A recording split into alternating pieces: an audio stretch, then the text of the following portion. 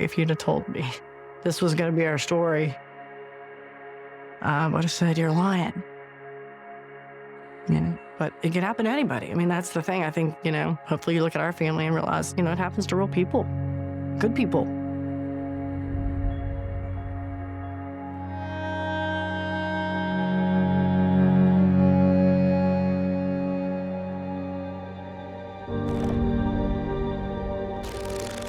Taylor had a huge heart. He had a great sense of humor, very funny. Taylor had a huge personality. He was funny and he was smart.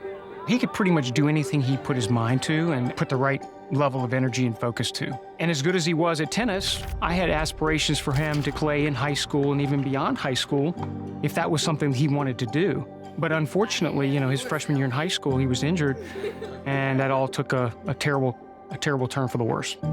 When Taylor came home and said, Mom, I felt something pop and I can't lift my arm above my head, very quickly we realized, he had a pretty serious shoulder injury and it would require a major shoulder surgery.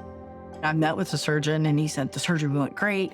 Make sure you get those prescriptions filled and give them to him as soon as you get him home. And we fixed his shoulder. But the substance use disorder that came as a result of that was something we were not prepared for.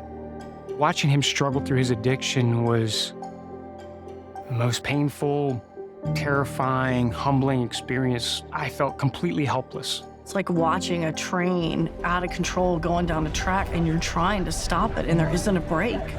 And it's your kid. Nothing prepares you for that moment when you get a phone call that says your 20-year-old son is dead. I will never get that voice, out of my head. Blair was fortunate enough to earn a Division I softball scholarship. Her second day of practice, she injured her shoulder. Blair's shoulder injury was the exact same injury that Taylor had. I was definitely a little uneasy, but I was also confident in the fact that I was not going to manage my pain the way he did. This time, given our experience with Taylor and the outcome with Taylor's surgery, we knew that was not going to be an option for us. Once we explained what we experienced with Taylor, the surgical team quickly pivoted and began researching other options.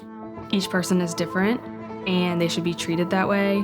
You and your doctor need to sit down and make a really educated, informed decision about what is best for you or your child. I don't want people to learn the way that we learn. I really don't. The price is far too high, and I don't want anybody else to pay it. There are days when just breathing's hard. That's the truth.